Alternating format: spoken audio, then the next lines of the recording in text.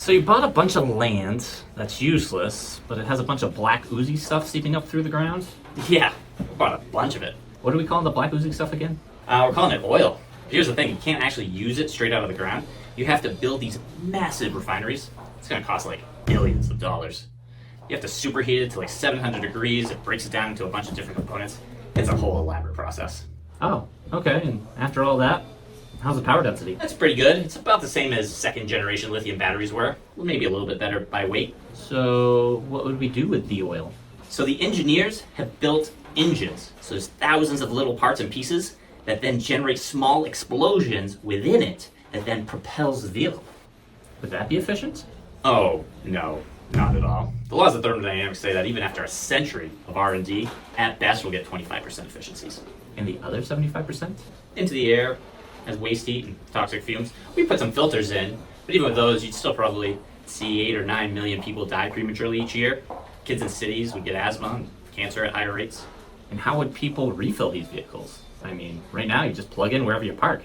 It's pretty convenient. Oh, you'd have to drive out of your way to a special station where we store it. How many of these stations would we need? We're thinking like 500,000 globally. But here's the thing, we sell shitty coffee and hot dogs on rollers. And after a few hours of cooking, we'd probably have to call them lizard fingers or something. Ugh, nasty. And how would these stations get the fuel? We'd have to truck it to them. With a bunch of trucks? Wouldn't that clog up the roads more than they already are?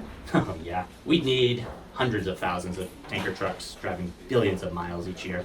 Do these explosion cars at least go faster? No, not really. And what about electricity? Because we generate it pretty effortlessly right now with solar and wind, and then put the excess in the electric vehicles, so nobody has to pay to power their vehicle. Well, we're thinking of burning the oil, boiling some water, and using the steam generated from that to spin a turbine to generate electricity in these big centralized power plants. Oh, interesting. Well, then how are you gonna get the fuel to the power plants? Pipelines and trains. So you probably only need like 1 or 2 of those power plants then, right? Oh no, we need at least 60,000 power plants globally. 60,000? I mean, I guess those are pretty safe then, huh? Mostly, until they're not. Then it's a major disaster. Probably kill people, blow up towns. Toxic spills will probably make some towns unavailable to ever live in again. I gotta tell you, this sounds way worse than the decentralized electrification powered by renewables we have going right now. Oh yeah, way worse. But What? But in this model, all the money funnels to just us and like 3 other companies. Think about all the money and power we would wield. I bet we could convince major nations to spend recklessly on their militaries and then convince them to invade other countries that have this stuff but won't give it to us. How in the world do you think you're going to convince people to give up their energy independence, their ability to make energy right at home or at their business, or at their school, or in their community, and instead hand over all the money and power to you?